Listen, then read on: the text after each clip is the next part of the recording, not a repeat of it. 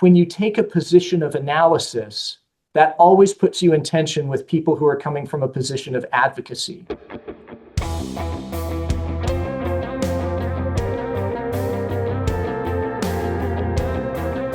Welcome to Disrupted Science, the occasional conversation between the authors of the upcoming book, How the Internet Disrupted Science, now available for pre-order, also for ebook pre-order. I'm Kent Anderson here with my co-author Joy Moore, and today is Wednesday, January 7th, 2025. Hey, Joy. Hey, Kent. How's it going? It's good. It's start of season 2 of the podcast. Oh, yes. I'm going to make it Yes. that way. Is that okay? Sure. Okay. Yeah. Because we've got So, 31 or 32 episodes in the can from last year. Figure we might uh-huh. as well start a new season. Start a new season. But, Yeah. oh, we should have ended with a cliffhanger. Dang Will Kent be wearing the same blue sweater? Yes. it. Because Will that's Joy all have he a new had. plant? She does. Yes, you do have a new plant. Very nice. Dressing up the space. Yeah, this was my Christmas present. So, Very nice.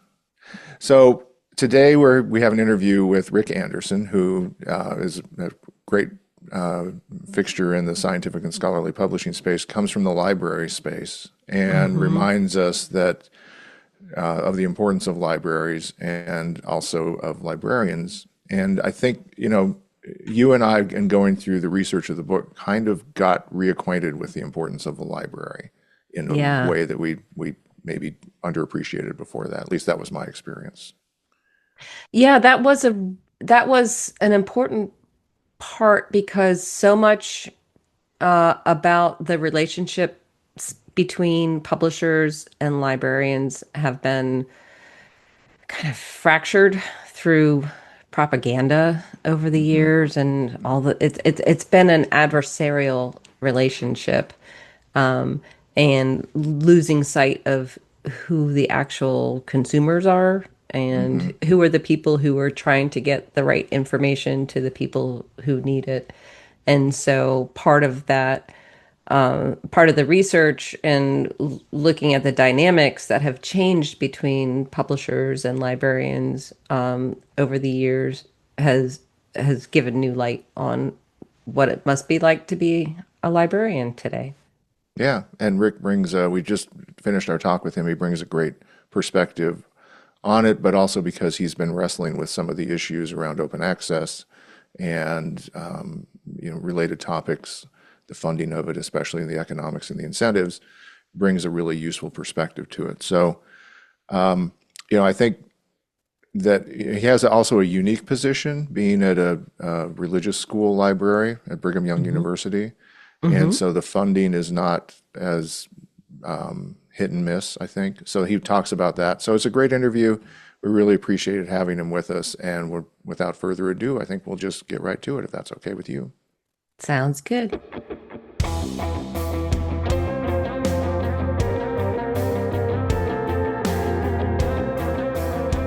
Rick Anderson joins us today. We are not related, even if people and the internet often misattribute things between us. Rick has worked as a bibliographer, an acquisitions librarian, a director of resource acquisition, and an associate dean for collections.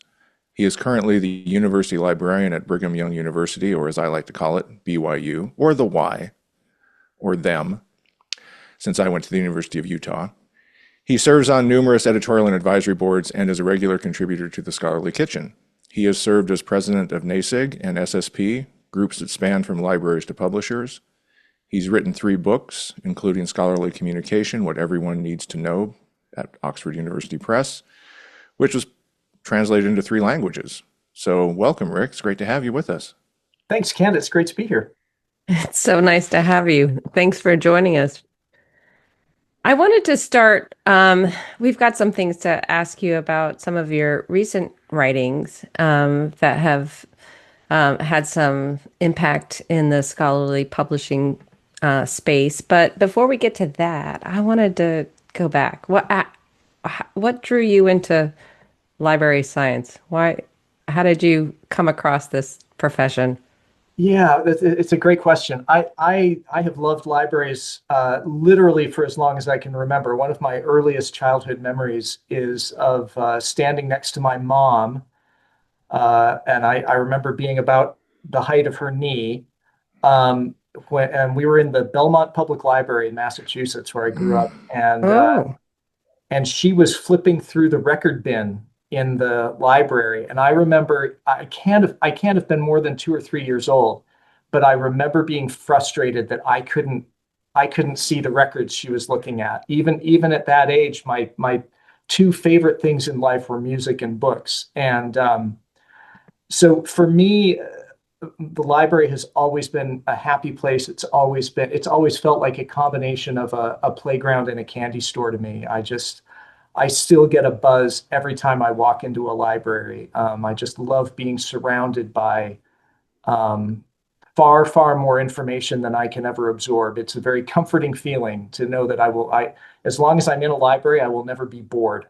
Um, and I carried that love with me throughout my life. When I was an undergraduate student, I got a job in the library, actually here at BYU. This is where my library career began. I worked as a student here, and then when I graduated, I started library school here at BYU and worked as a staff employee in the library, supervising students who did what I had done as a student, which was music, bibliographic searching, and inputting. Um, and then, that was the beginning. I got my library degree here in the early 90s when there were no jobs in libraries. Hmm. But I was very fortunate to get a job with a company that was then called Yankee Book Peddler, Yeah. which was a large academic book wholesaler, which was eventually acquired by EBSCO and is now called Gobi Book Hmm. Services or Gobi Library Services. Um, and after a few years at YBP as a bibliographer, I went to the University of North Carolina, Greensboro. I was in charge of acquisitions and then acquisitions and serials there. Then I went to the University of Nevada in Reno, where I was over acquisitions and serials and collection development and interlibrary loan. And then I went to the University of Utah as the Associate Dean for Collections and Scholarly Communication. And then I came here in 2020. So it's been a pretty typical, normal career trajectory, but it is rooted in just my absolute love of libraries. And it must be a delight to kind of land back where you started. It has been it is absolutely a blessing and a dream come true. I pinch myself every day that I'm here in this capacity. It's one of the great things about my career is that I have loved every job that I've had, and every job has been better than the previous one. Right. So That's great. I'm kind of looking down the barrel at retirement in a few years, and it makes me kind of panicky because I love getting out of bed every day. I love coming to my job. I told my wife a while ago that I think one of the real indexes of how kind of perfectly I personally feel like I have a kind of a perfect work-life balance. I may be wrong, but it feels that way to me. And I feel like one index of that is that I look forward to the weekend all week, and then all weekend I look forward to Monday. And not in a bad way, like Right. I'm always Right. dissatisfied, but rather in a Yeah. good way, like I'm always looking forward to something that's going to be neat, but I'm also always enjoying where I am at the moment. So That's it's great. terrific. So I I'm want to afraid I'm ask going to you. wake up tomorrow and get cancer or something because everything's too good. No, no, no, no. Don't talk like that way. So I want to ask you a question since you're the swallow that returned to Capistrano. So if you could picture young Rick starting out as a student in the library there, and you're talking to him now, what would you say would be, what would you tell him about you're going to be surprised by, or you're going to be impressed by, or you're going to be worried about this is totally, you can't, if I'm going to help you, I'm going to tell you, just be prepared. Yeah. Deep question, I know. Yeah, no, it's a great question. I think what I would say is be really, really careful that you don't let your enjoyment of your career inappropriately displace your other commitments, especially to your family. I feel like I've done a pretty good job of keeping that balance. But there have definitely been times when I've had to kind of take a step back and go, am I traveling too much? Am I missing Mm-hmm. too many things? Or, um, am I spending too much time in the evening on email or whatever? And um, I think that's probably the thing that I would have said to my younger self is just be vigilant about that. Mm-hmm. Yeah, that makes a lot of sense. So, what are the best parts of your job? Um, you know, I'm in a very unique position because the institution that I work at is an organ of the Church of Jesus Christ of Latter-day Saints, of which I'm a member. Um, and and what's unique about BYU is its religious mission, right? And Mm-hmm. so this is the first place I've worked. Every place else I've worked has either been a private company or a public institution. By far, most of my career has been spent at public universities.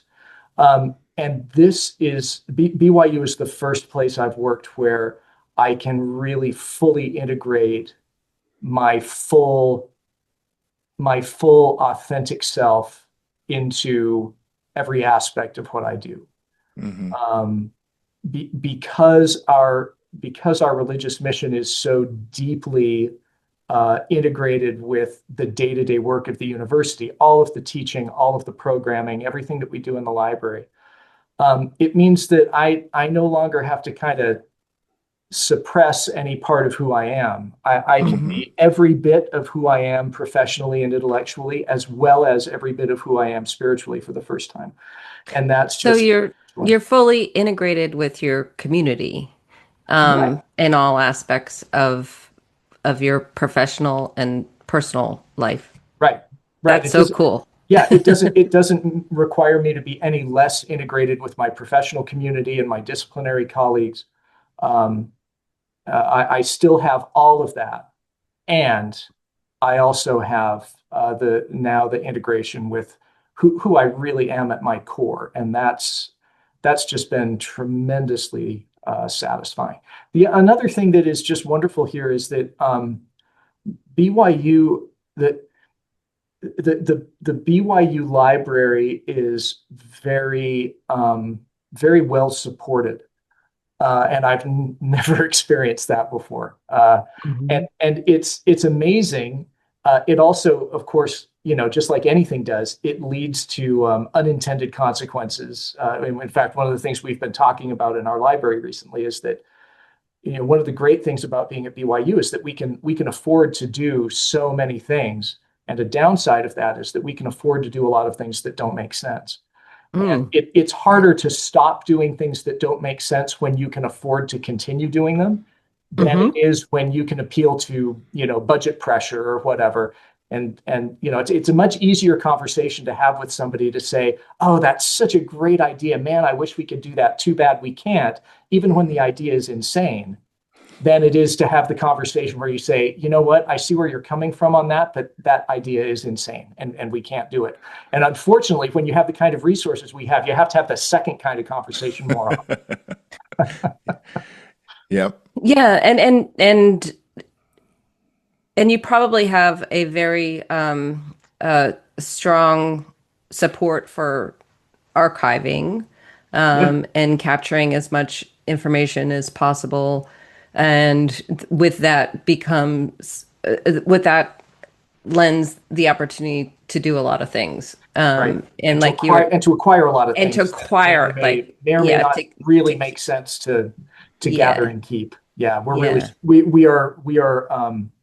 we're struggling with that dynamic right now. Yeah, so you're kind of on a continuum between a museum and a library and a active resource, Right, maybe. Yeah. right. Yep. So you recently wrote about a two-part essay on the scholarly kitchen, and that's kind of what got us talking. It was, some interesting things about how the world maybe has started to resolve some issues that have been festering and being batted about for the past 20, 25 years. But then also some recommendations about how to go forward, right? So can you just walk us through a little bit of that two-parter if you remember it, because it was a little while ago. So Yeah, remind me of what the topic was. I'm embarrassed that it's not coming immediately to mind, but yeah, so it was the two-parter Is on diversity, pluralism. oh, right. yeah, Yeah. the manifesto in two parts. Yes. Okay. Yeah. So So last year, Rick. I know, right? Well, and I'm getting older, and remembering anything that was more than 12 minutes ago is getting harder. Um, yeah. So I'm what the first part of that essay sort of looked back to the beginning of the open access movement, um, and in particular to what very quickly became a movement not just to establish open access options and promote open access to people as a set of choices, but in fact to affect a global transition to mandatory open access publishing. Right, right, The movement was really built on the belief that it is not okay to charge people for access to scientific and scholarly content, which is, that's not a statement of fact. It's an ideological article of faith, and hmm and as such, it's a potentially perfectly legitimate view, but it's also one that people ought to be able to debate. Um, Mhm. and it's one that not all reasonable, intelligent, and well-informed people will necessarily agree with. And yet, it very quickly became um, just sort of a given and an underlying assumption of virtually all of the discourse around scholarly communication, certainly within libraries, but Yeah, then over time, increasingly within the scholarly publishing world as well. I think as it became clearer and clearer to publishers that if they wanted to avoid the wrath of some of their primary customers, they were going to have to be seen to be on board with not just with open access itself in principle, but with the idea that everything must be open access. right. But what Do you has remember, happened? just offhand, do you remember, so they're doing another memory test on you. So it's an elephant, it's a parasol. But I'm sure you'll get a perfect score. But do I'm you going to ace remember when this you one. first, you're going to ace it. You're going to totally ace it, Rick. Do you remember when you first wrote about these issues? What kind of drew you into writing about it? I remember the reason that I do remember when that was is that I remember sitting at my desk in my sort of office cubicle at UNC Greensboro. And I remember getting into arguments on a listserv with David, Oh, David was this Green. was this lib license It was the listserv? early days of LibLicense because we were just Yeah. starting to have to negotiate licenses with publishers. David Gold. Oh, I'm so embarrassed. I can't remember his name, but and also I think at the time, uh, what's his name? The archive Stephen evangelist guy, Stephen Oh, Stephen Paul. Harnad. well, Stephen Stephen Harnad. Harnad. Yeah, Stephen yeah, yeah. Harnad was Yeah. really at his most active in these early years. Right. He hadn't yet given up in disgust at our inability to do everything that he thought we should do. Um, but I think Jean-Claude Guédon was part of the conversation pretty early on too. But I was sort of regularly getting into arguments with people about whether the first of all whether the downsides of emerging open access models were something that we should be talking about, hmm and if so, whether and to what degree they might actually offset the upsides. And I mean, it was clear to me from very early on that open access, it was a good thing in itself. There's certainly nothing wrong with making content freely available to people, but it was also clear to me early on that there was not going to be any way to instantiate open access that wasn't going to also entail costs and downsides that the advocates for OA were not going to want to talk about. Mm-hmm. And it seemed clear to me very early on that it was going to be really important to talk about both. And of course, when you take a position of analysis, that always puts you in tension with people who are coming from a position of advocacy. Yeah. Because analysis is the enemy of advocacy. Advocacy doesn't want complication. Advocacy wants a simple, morally compelling bumper sticker message that it can broadcast to the world. And it doesn't need a bunch of people in the background going, yes, but, yes, but, yes, but. Right. Have you thought about? And when I say that, I'm not saying that, that I was always right by any means, or that, people who raised analysis type questions were always right. But what I am saying is that analysis is really important, and that for advocacy to be not only effective, but also well-founded, analysis needs to precede it. And analysis doesn't always precede advocacy, as we see all the time in every sphere of public life. And when analysis does precede advocacy, it isn't always taken seriously by the advocates because it doesn't always lead to the preferred conclusion. And so that was sort of, we were in the early days of figuring out, first of all, what do we mean when we say open access, which is still not 100% established. There are still disagreements. There are a lot of flavors. Yeah, there are a lot of flavors of it, and there's a lot of disagreement as to how many of those flavors are legitimate or should be called open access. If you say, everybody can download and copy and redistribute my work, but they can't create derivatives based on my work without permission, is that open access or not? There are a lot of people who would say, no, that's not open access, and a lot of people who would say, sure, it is. We haven't settled those questions, and I don't think we ever will, because there's no way to force everybody to agree. Right. But then, even having never fully established what do we mean by open access, we then had to get into all these questions about, okay, well, even given any particular definition of open access, what is the best way, or what is even a sustainable way to take open access forward and make sure that the costs of a given open access approach don't end up outweighing the benefits. And that argument continues to rage. And so what my two-part article, the second part of which I called a modest manifesto for the future, was trying to do was, first of all, to sort of lay out look back over the past 20 years, going back to the original declarations, and say, what has happened since then. And the conclusion was we're still in a situation of ferment. We're still not agreed on what the world should look like, and on even on what are the characteristics of the world that we're in now.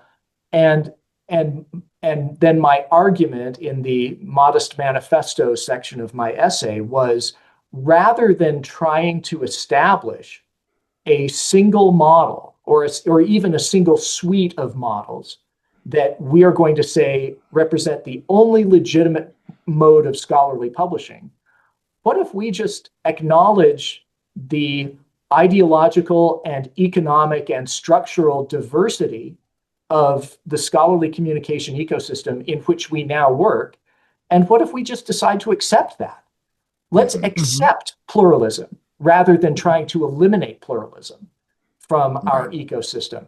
Let's let, as Mao famously, though dishonestly, said, let's let 100 flowers bloom.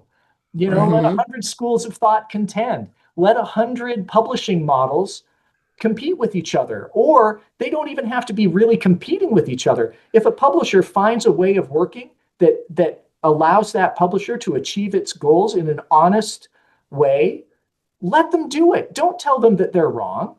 Just let them conduct their business in the way that makes sense to them. If an author says, I want to publish my work, but I don't necessarily want to make it available to everybody in the world to create derivative versions and to redistribute it without my permission, why do we need to take that right away from them? Yeah. And there are arguments against my position. There are rational arguments to be made in favor of requiring open access on a universal basis, and that's fine. Let's have Well, those arguments rather than assuming that that position is the right one. Yeah, and I think ex- Joy and I were talking how,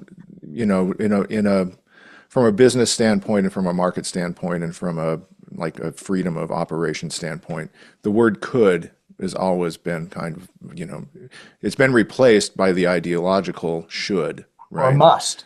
Or must, or right? must, yeah. So, and there are, hundreds, if not, I think there's more than 1,000 mandates now that publishers are supposed to track and all of that. So it actually made the system much more expensive and complicated And what than it ever complicates was things before. and what complicates things even further, and this goes to the sort of the nature of advocacy, is that a lot of the documents and statements and policies that get referred to as mandates are not in fact mandatory, Hmm. especially in the U.S., where American institutions of higher education are virtually incapable of requiring their faculties to make their work freely available because their faculties have a degree of autonomy that they may not have at institutions in many other countries. And with that degree of autonomy comes the ability to say, we will not vote to approve this requirement on us unless you give us ironclad waiver language. And that's what you find in virtually every Yeah, open access mandate at an American university. right. But it doesn't serve the purposes of advocacy to acknowledge that distinction. And so sort of the triumphalist narrative is look at all the OA mandates. And when you say, yeah, Hmm. but they're not mandatory, then it's shut up, shut up. But the OA mandates are coming for the most part from the funders. The real mandates are coming from funders and to a Right. very real degree also from governments. Hmm. Eh, From who governments, are other, yeah, so they are also funders. yes. So both the private and the public funders want to have the outputs of research that they have funded be made open access. And that's what has been driving the advocacy wave, which, Well, I would say the causality goes the other direction. okay, I think the advocacy wave, um, who's it, surfing whom? it achieved significant ideological capture in Europe, Hmm. Hmm. and has achieved much less in the U.S., in China, and in India. Right. Unfortunately for the European policymakers who have been converted to the idea of universal OA, um, Europe is one of really only four major axes of scholarly production. The other three are the U.S., China, and India.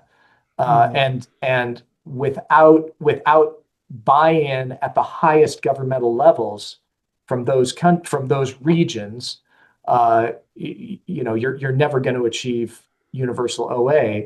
And what makes that level of buy-in or even less likely in the U.S. is the fact that in the U.S. we don't have any centralized government control over higher education. Recent experiences with the Trump administration, to the contrary, notwithstanding, there is no governmental structure that can tell universities, this is how you must conduct your business, as opposed to the situation in both China and India and in a typical European country, where virtually all higher education is public higher education, and there's a ministry of education that can dictate rules to universities. We don't have anything like that in the US beyond, there are things like Title IX. There are certain Yeah. regulatory things that can be imposed on universities, but we don't have a really effective, really efficient way of doing that the way we would if higher education were centralized and were largely public. Yeah, but I That's think, such a good, yeah, that's such a good point, Rick, and thank you for raising it because these are nuances when we're comparing country by country and region by region that we don't take into account. And Australia and Japan are other Yeah, regions who have very different relationships between government and academia and funders who are putting money into science. At the Yeah. same time, we've got global publishers, commercial publishers who are operating in all of these different regions right. under different rules and trying to create the sense that one size fits all. Yeah, yeah, Yeah. Well, and now you have, like you mentioned, notwithstanding the current administration, but you have them accelerating the Nelson memo deadline, yeah, which is which was, really an interesting development. well, how do Really. you interpret it? I'd be Well, so curious. I have my own interpretation, but yeah, so the Nelson memo itself represented an acceleration of the Holdren memo, hmm which I think reflected a more generally, you know, President Biden himself was a relatively moderate Democrat, but hmm his administration was largely populated by very progressive Democrats, and I think um, the Holdren memo, which was written under Obama, um, was then accelerated by Alondra Nelson, who was a Biden appointee.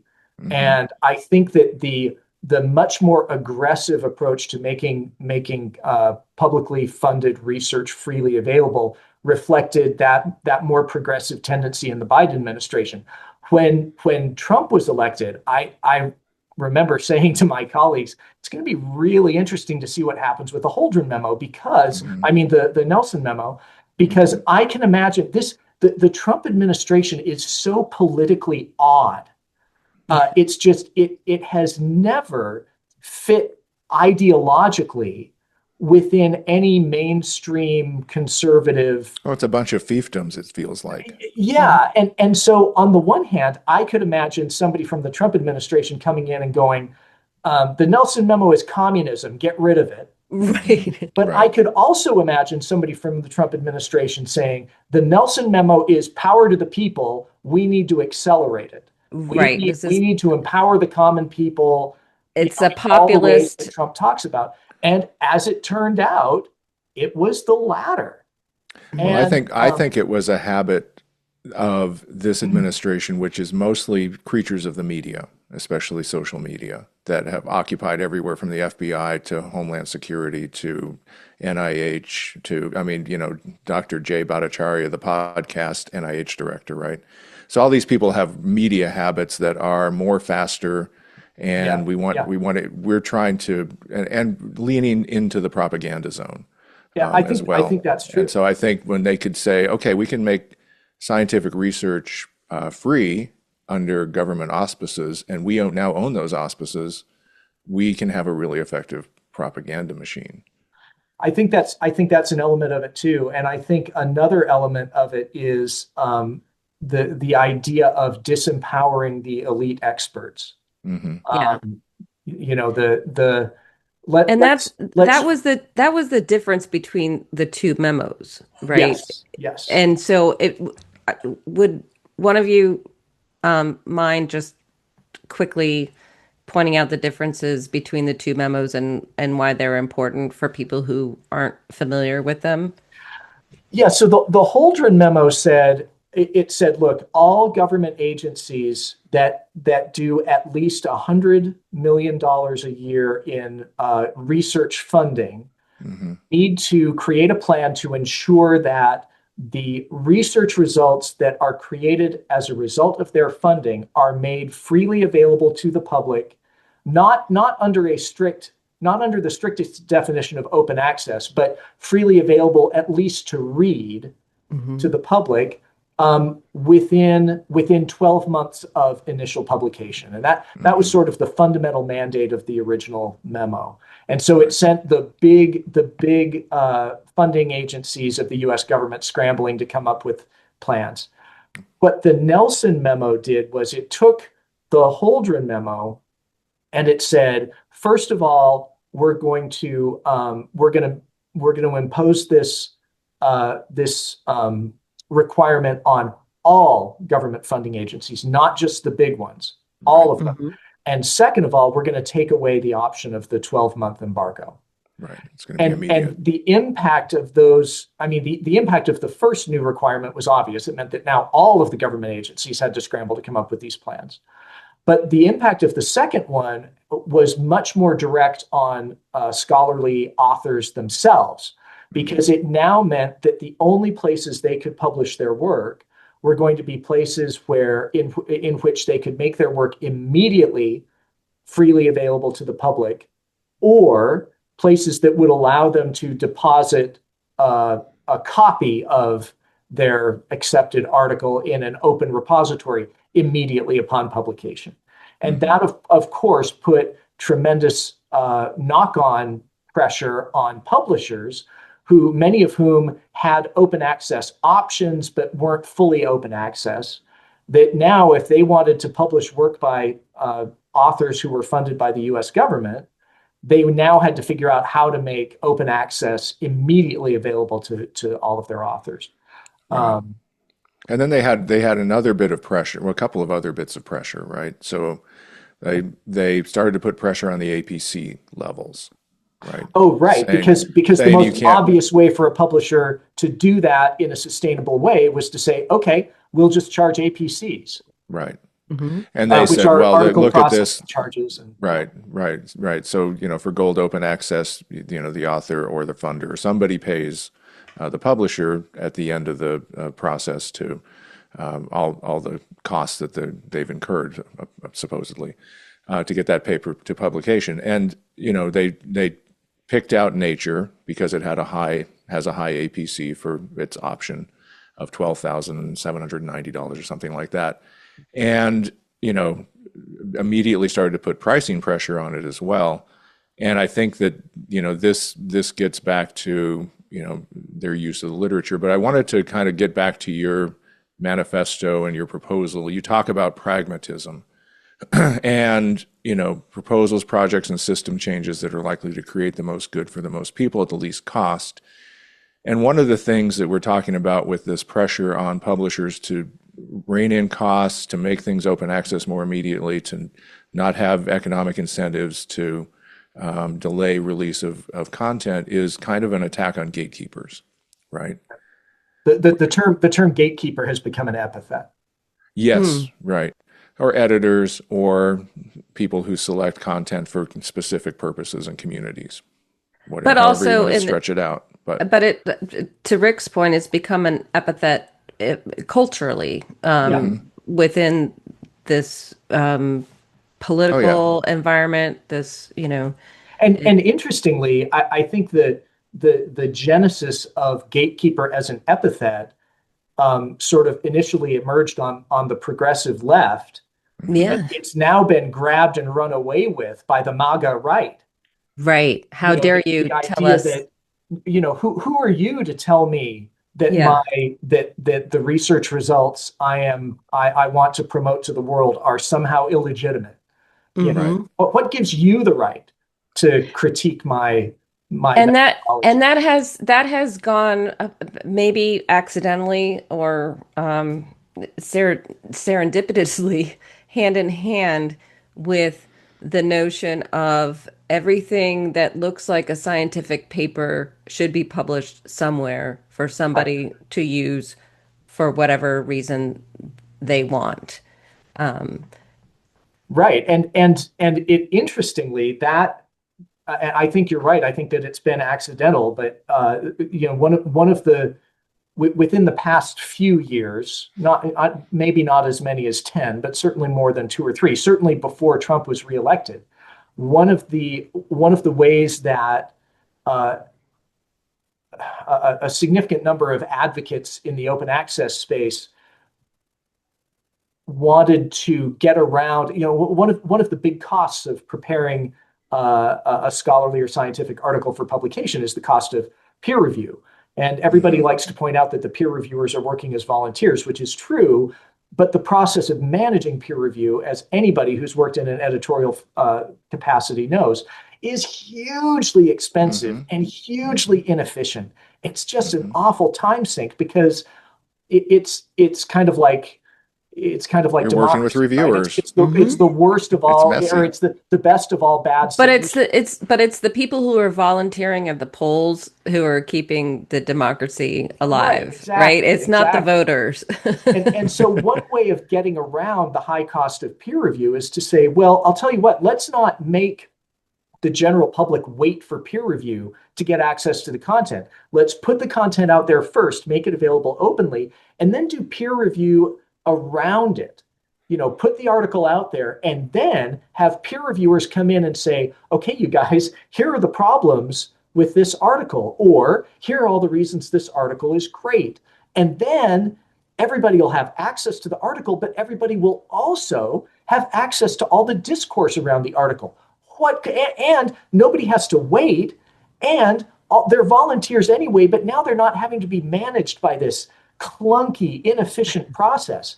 What could be wrong with that? Well, as it turns out, whenever anybody puts forward a perfect system, it turns out the system is rife with problems. One of which is just because you put an article out there doesn't mean you're actually going to attract peer reviewers to it. And now you've got this article that's potentially fatally flawed to the point of being dangerous. And instead of being filtered out by an admittedly clunky and expensive and inefficient peer review system before it could be sent out to the public, it gets sent out to the public, and then people may or may not give it reliable, legitimate critique. But then Well, and you're also putting it out into a huge amplification system now. Yeah, I was going to say, you're not just putting it out, it's already been certified. Right, exactly. Or appears to have been certified. It's been certified by being part of the ecosystem. Yeah. Right. I mean, heaven knows the ecosystem is filled with published claims that are not certified in any way. But when you put it out there under the name of a journal, in the eyes of the general public, you have certified it. And you can try to explain to the general public that until you're blue in the face that wait, this article hasn't really been peer reviewed yet, blah blah blah. It's like trying to get the general public or even journalists to fully understand the difference between a preprint and a postprint. It's not their field. They don't get it. And as a result, they end up citing things that shouldn't be cited and yada, yada, yada. Well, and we also have, and it was interesting because we just had some coverage of the book in a local paper and some of my friends commented on it. And one of them said, Joy, I think you were quoted as saying, now people will just say, I found this paper. And then your friend will say, well, I found this paper.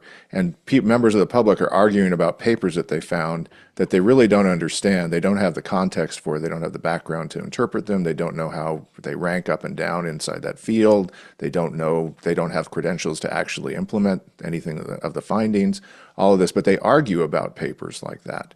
Yeah. And we've really become, have you noticed that kind of tendency growing over your career, where it used to be that the literature was kind of, when I recall when I started, it was kind of a calm place and people would kind of look at, oh, that's an interesting new finding. And then they'd wait to see, 5-10 years to see if it actually submit a letter to the editor or, right. We'll discuss it as a community and, we'll gradually change or respond. And if there's a big thing, we'll respond quickly as a community. But now it's become public arguments. Hopefully we would. But the reality, of course, is that system didn't, that system was far from flawless. And there was a lot of bad scholarly information out there that needed to be changed quickly and couldn't be changed quickly because the system couldn't support it. And that's definitely a downside of the traditional publishing structure. And in theory, at least, it's something that we can now do a lot more quickly and a lot more efficiently. But one of the problems that we have is that there's been such an explosion of content that it's effectively impossible to keep up with the bad information, some of which is put out in good faith and some of which is put out in bad faith. Yeah. So how does that affect, how has that affected your job as a librarian, as a gatekeeper for your Yeah, patrons, your students, your faculty, and the people who are entrusting you to help make good information decisions. yeah. Well, obviously, the library's role as a gatekeeper has been radically undermined. Not by open access itself, but by the advent of the World Wide Web. As Hmm. soon as it became possible to make large amounts of um, scholarly and putatively scholarly information easily and freely available online, the library's role as an essential broker of access to content started being undermined. And that just became more and more the case as time has gone on and more content has become free. Now, that's not that may be an uncomfortable thing for librarians, but on net, it's a very good thing for the world. Hmm. It is not a bad thing that patrons no longer have to come to the altar of information at the library and ask the high priest of access to please grant them Right. please grant them access to the sacred Please, sir, journal. may I have another book? Yeah, exactly. The world is not a worse place because people don't have to do that anymore. Um, Right. and so what has happened is that whereas we used to be the filter and the gatekeeper saying, we're going to give you access to this, but not give you access to that, we're now much more in a role of guides in the jungle. Yeah. And part of the problem is that we can't do that job at scale as well as we could do the old job. Selecting content for a collection is something that we can do at scale quite well. Helping 32,000 students try to find their way through the jungle of good and bad and relevant and irrelevant information is a much harder thing to do at scale when you have, as we do, a faculty of 65 librarians, which is unusually large Hmm. for a university of our size.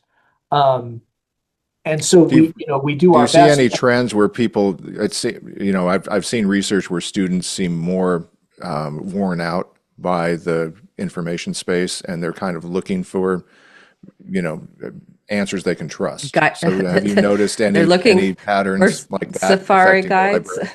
library? Yeah, yeah. Yeah, I mean, I think that our librarians are still, I mean, at BYU, certainly, our librarians are quite busy, and Good. they are quite busy helping students. The problem isn't that we don't have enough work to do.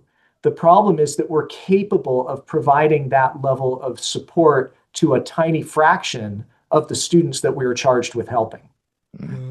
That's the problem that keeps me up at night.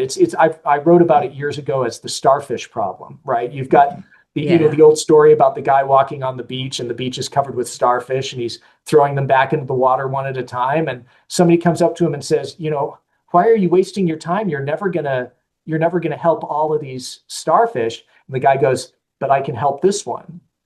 And it's a very inspiring story about using your making a personal commitment to help individual people. And that's great, as long as that guy is a volunteer. But if that guy had been hired by the city to solve the problem of thousands of starfish stuck on the beach, it would no longer be an inspiring story. It would then be a story of incompetence, and that guy should be fired.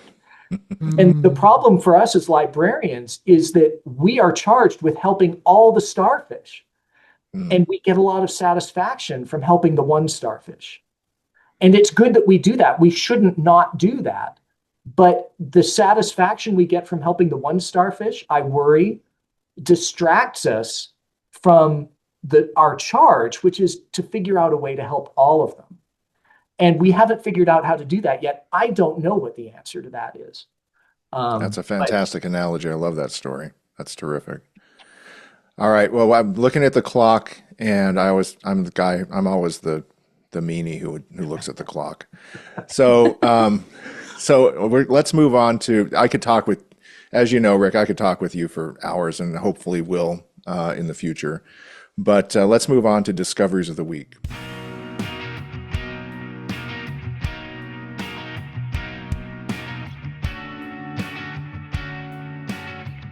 And Rick, do you want to kick us off, or do you want Sure. one of us to lead? Okay, go ahead. Yeah. When you prompted me about this, I had to think, what would I want to bring up? And I'm going to do something a little quirky. And Joy, you probably know this, but Kent and I are both working musicians, and um, Hmm. I one I'm a music freak with very broad and also very specific tastes. And one of my more nichey tastes is a record label called On You Sound that is based in London and for decades has been producing this sort of combination of deep, hardcore roots and culture reggae and also very avant-garde dub experimentation. And there's a guy who just unfortunately died a couple of years ago, a drummer named Keith LeBlanc, who Mm, back in the late 70s was one of the architects of hip hop. He was the drummer in the house band for the uh, Sugar the Sugar Records label, hmm. and along with bassist Yeah, the Doug name rings a Wimbish. bell. I'm sorry. The name rings a bell. Absolutely. Yeah, I mean, if you listen to the earliest hip hop stuff, Melly Mel and those Yeah. guys, you are hearing a white drummer named Keith LeBlanc, along with a bassist named Doug Wimbish and a guitarist named Skip McDonald, and the three of them were the core of that label's house band. They were later part of a band that recorded for On You Sound, and they were called Dub Syndicate. And they were Hmm. no, I'm sorry, Dub Syndicate came out of Roots Radix. It was Tackhead. They formed a band called Tackhead Mm. um, that did sort of experimental funk and dub type stuff. Anyway, I've been a huge fan of Keith LeBlanc for years, and I discovered recently that before he died, he put a bunch of drum loops and drum patterns up on Bandcamp Mm. under the title DJ Battle Tools, and Hmm. you can buy 90 of these and download them and use them for your own original work for $5.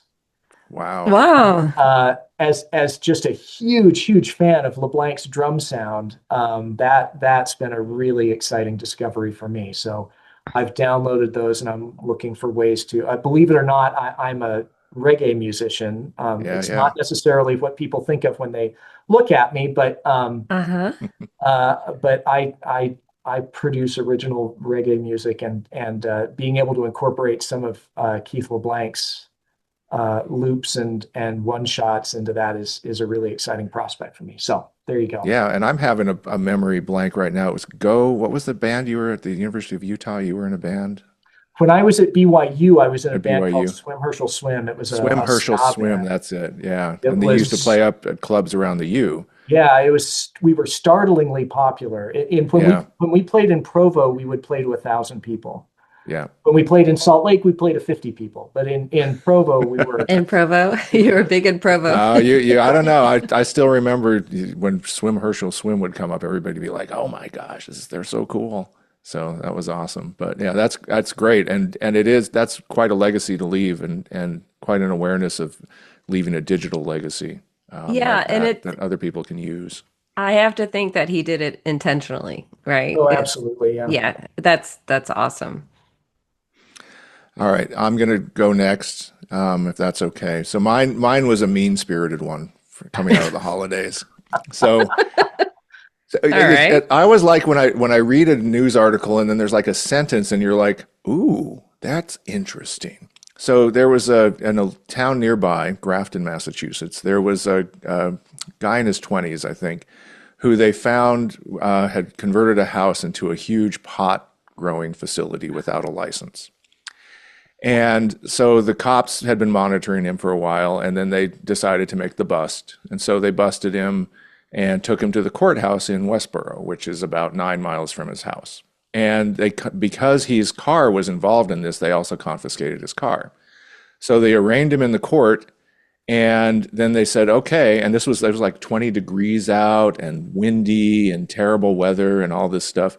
And they said, all right, you're dismissed. And he's like, what do I do? And so the sentence in the newspaper was, the suspect or the accused then trudged 9 miles home. And I thought that is absolutely medieval. I love it. I thought it was so great. It's like or colonial. If you can't do Yeah. Yeah. This is It's more early modern. Yeah. it's justice. I love it. So that was my discovery of the week. It's a little sentence that like therein lies a story kind of thing, and I loved it. Yeah, So. we don't have time to give you a ride home. You're gonna have to I'm a huff it. huge fan. I talk about this in my organization all the time, but I feel really strongly about not getting in the way of people experiencing the natural consequences of their actions. Right. You don't need to be mean about it, but don't step in and take away the consequences. Let them learn. Yeah. Yeah. It's the same with parenting and now with Massachusetts justice, I guess. So, all right, Joy, hopefully yours is more humane. My son says to his 3-year-old son all the time a line from the movie Burn After Reading. Mm-hmm. When my 3-year-old grandson does something stupid and gets hurt, my son just says, "What did we learn, Palmer?" I love it. It's perfect. Anyway. All right, let me see if I can tie these two together with my There's a pretty discovery clear of the week. connection Yeah, between pot growing and reggae. So. reggae, pot growing. And now the munchies. The munchies. So my topic of the week is about Trader Joe's. It works. And I'm a Trader Joe's patron, but I've also been so fascinated with the story of how the business operates because it's one of the privately owned grocery store chains that has a great backstory, and they've been doing things different from everybody else the whole way around. But there was a new Business Insider does these videos about different businesses and things like that I saw recently. And it was about the big mystery behind Trader Joe's is who are their sources because they operate on the white label products. So they have designed their stores to have the smallest amount of real estate for the least amount of overhead, the smallest parking lot. They limit choices, but and then they white label their products. And for years, people have been trying to figure out like who actually makes that, Who's things like behind that. all of this, right? Who's Yeah. behind it? Well, I found out the only way to find out who's behind the products is when they've had recalls. Because when they have recalls, they need to go back to the manufacturers and then you can start to like put things together. Now, all Reverse together, engineer it. Yeah. reverse engineering. But it kind of reminded me of retractions in scholarly publishing, right? It's like it's hard if something is determined to be harmful or potentially unsafe, which is for the most part with groceries. You're probably not going to eat glass in that cracker, but you might.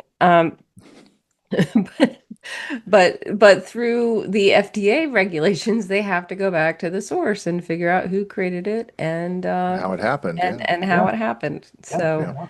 that was my discovery of the week. It doesn't That's mean great. it doesn't mean you shouldn't go to Trader Joe's, but it does reinforce that understanding the sources are really important when things start to go wrong. So Absolutely. Good. Absolutely. We'll put a link to, there's a video with that, right? yeah, it's a So good. we'll put a link in the show notes so everybody can partake of that discovery as well. So we're going to let Rick go now, and we will have the episode up soon and really appreciate the time. Yeah, thanks so much, Rick. This was great. Oh, thank you. It was an honor to be invited. All right. Well, that was a great interview. Rick really, he's just always so much fun to talk to, and what a great guy. Yeah, that was really insightful. And we got into a lot of topics that you probably wouldn't think we would talk about with a librarian. So I hope you appreciated it. Yeah. So thanks for tuning in. Thanks for the music, our friends at Provoke the Truth. And as always, let us know what you think. You can keep up with developments at the Geyser, where you can subscribe to support our efforts. And you can reach us at disruptedscience@gmail.com. We'd love to hear from you. And we'll see you soon. Bye.